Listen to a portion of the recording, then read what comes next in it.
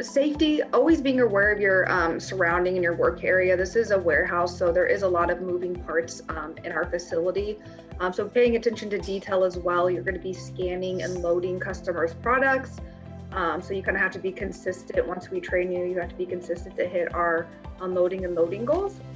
Having a good work ethic as well, because our team does, depend on you being here every single day. And then keeping your areas, organized to make sure that you have a successful day.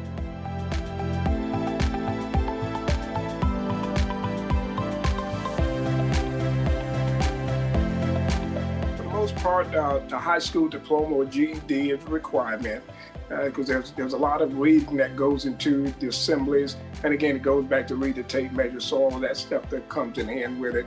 But there's some positions we have employees here that require post-secondary education when you have to have a college degree, at least associate's degree for some of the engineer technicians there, and the bachelor's and master's degree, depending upon what type of job that you have.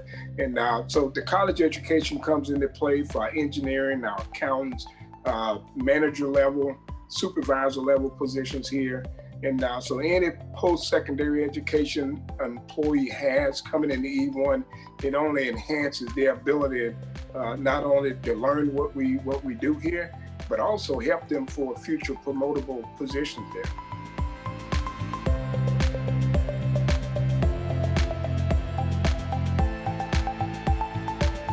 I love helping people. As I said, I started out as a package handler with FedEx Ground, so I like to help people move up.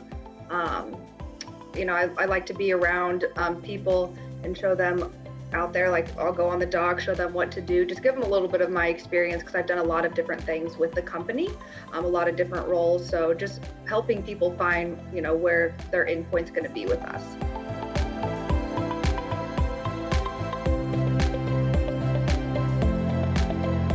I would tell the student is research what we do.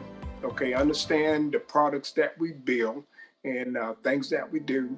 And if coming out of high school or coming out of college is what they would love to be a part of the E1 family, again, just learn what we do, try to attain the certain skills for what we do, the product that we manufacture and build, and just keep their eyes open on our website at www.e1.com on our employment, and look at the position that actually get posted there. And there's a job description kind of broadly details what that job what it encompasses as far as what they would need to know. Labor market information holds all the data for a certain industry and occupation. Let's talk about manufacturing and logistics, LMI, starting with wages. The average yearly wages of an employee in the manufacturing and logistics industry are $50,340. Currently, there are 23,770 people employed in this industry in Levy County, with a projected growth of 12,410 employees within the next 5 years. With a high school diploma and on-the-job training, those going into the manufacturing and logistics industry can find work as team assemblers, inventory clerks, and welders, making $13 to $19 an hour. With 2 to 4 years of higher education, the next level of work becomes supervisors, electrical engineering techs, and water and wastewater treatment plant system operators, making $21 to $27 an hour. With 4+ years of higher education and experience, job opportunities such as operations managers, industrial engineers, and electrical engineers making $36 to $44 an hour become possible.